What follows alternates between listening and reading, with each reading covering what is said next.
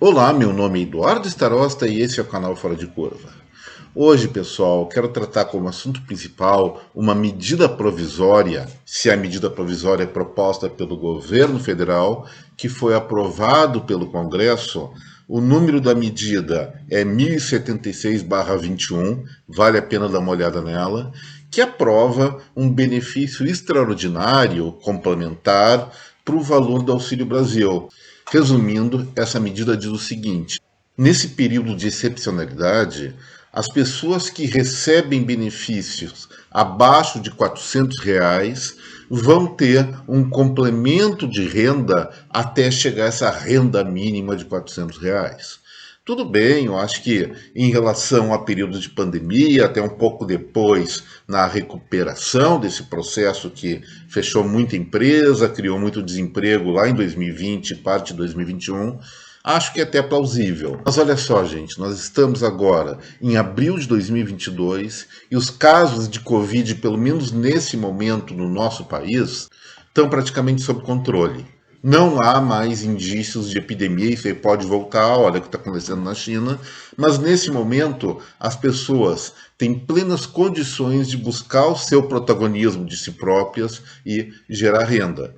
Evidentemente, tem alguns segmentos da população que sim, têm que ser assistidas, mas pessoalmente eu achei essa medida provisória já um exagero, uma coisa, desculpa falar, mais eleitoreira. Só que isso aí foi acertado, ela era temporária, ela ia esgotar depois de algum tempo, provavelmente ano que vem, se não fosse renovada. E aí vinha um deputado chamado Hugo Mota, do Republicanos da Paraíba, que coloca que essa renda mínima de R$ 400, em resumo, ela vai ser permanente. Ou seja, o Brasil está legislando, está criando a renda mínima no nosso país.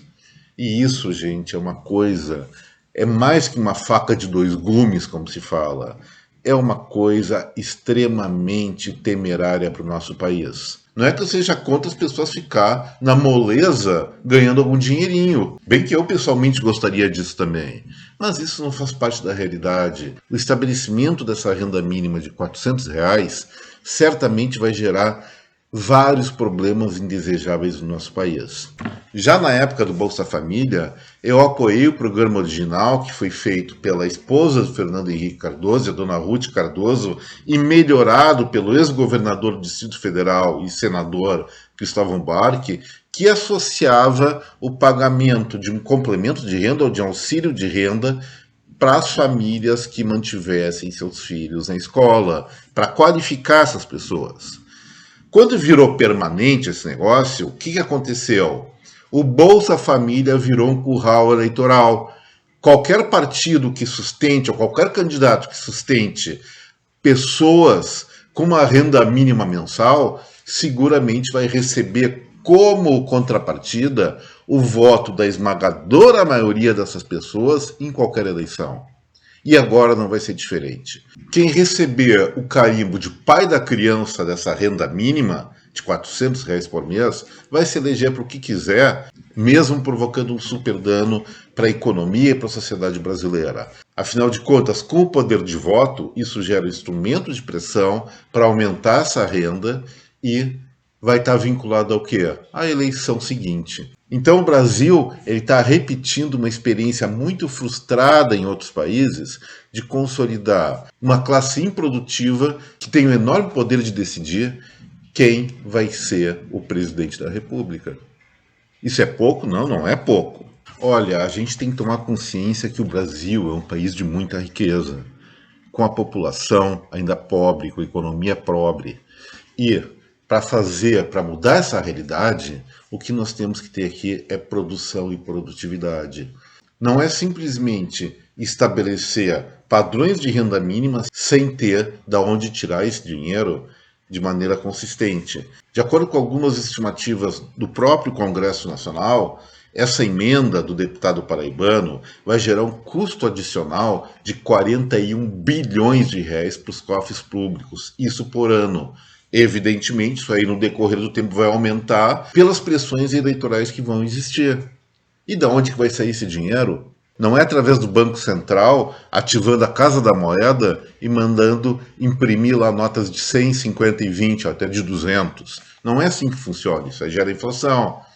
E isso vai sair dos impostos. Nós precisamos de um país com menos impostos para gerar riqueza de maneira mais perene, de maneira mais rápida. E medidas como essa só aumentam o custo do país e impedem que a nossa sociedade realmente enriqueça. A renda mínima serve para perpetuar a pobreza.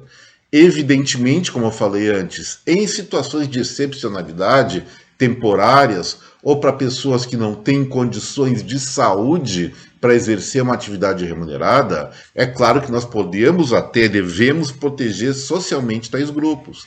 Mas fazer um grande trenzinho da alegria, uma geleia geral, uma grande festa com recursos públicos que na verdade não são públicos, saem do dinheiro dos impostos, é uma grande porcaria que estão fazendo com o nosso país. Eu sinceramente espero que o Senado não aprove esse absurdo, e se o Senado aprová-lo, provavelmente não vai se contrapor a uma medida tão populista assim, como nós conhecemos a política brasileira atual. E aí eu tenho alguma esperança que o nosso presidente da República tenha a serenidade de vetar isso, e ele deve vetar, porque ele não pode criar despesas dessa forma. E aí, com o presidente Bolsonaro vetando, isso aí volta para o Congresso para derrubar esse veto, e aí precisa de 2/3 para ver se essa medida vai ser aprovada. Olha, eu espero que não seja aprovada, como eu falei várias vezes nesse assunto, porque isso, apesar de ser agradável aos olhos inicialmente, é um grande câncer para o nosso país.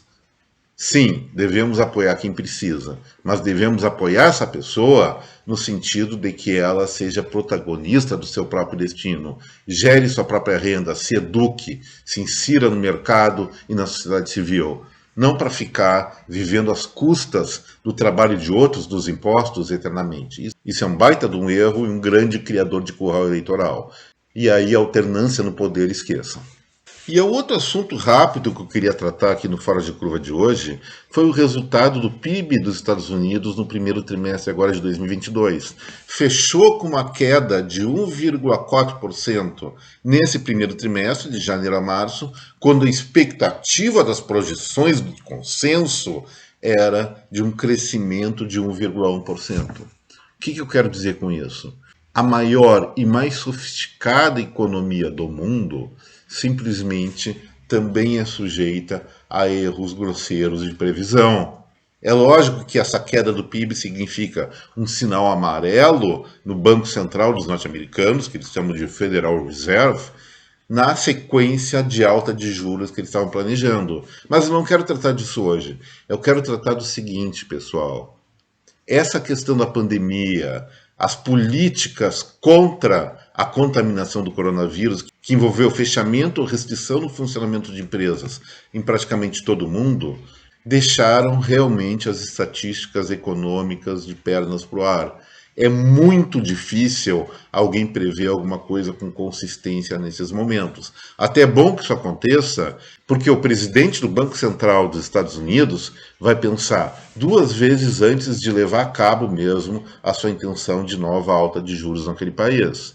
E, em segundo lugar, é importante que isso aconteça para ver que quem antecipa coisas nesse momento, especialmente no longo prazo, e nós temos previsões mais absurdas, inclusive uma que diz que o Brasil vai ser, no final de 2022, o 9º país com a maior taxa de desemprego do mundo. Não sei de onde tiraram essa baboseira, até sei, mas é baboseira mesmo.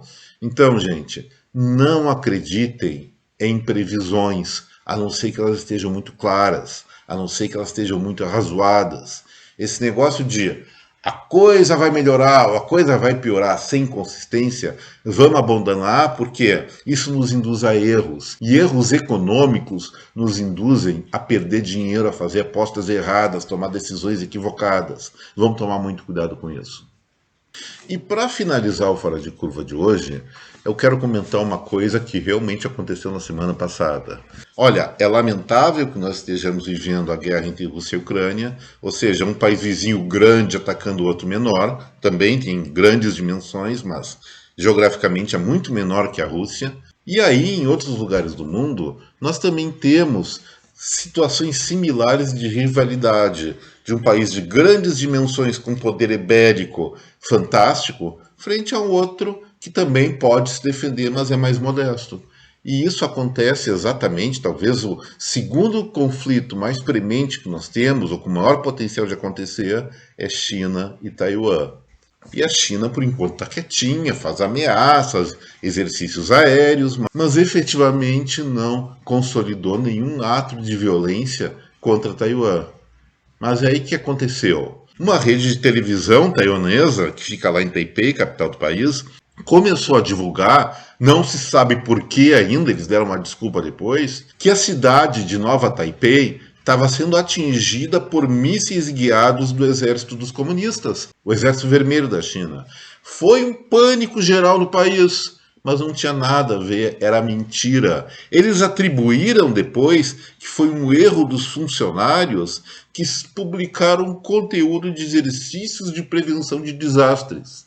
Gente, o que bombardeio de mísseis tem a ver com prevenção de desastres? Absolutamente nada. Foi um baita de um trote que espantou toda uma população de um dos países mais prósperos do mundo, lamentavelmente não reconhecidos pela maior parte do resto do mundo. Isso mostra que, nesse momento de grandes tensões mundiais, tem uma coisa que nós estamos sujeitos, pior que as tensões mundiais, são os trotes. Cuidado com os trotes, pessoal. Eles podem pegar qualquer um de nós a qualquer momento.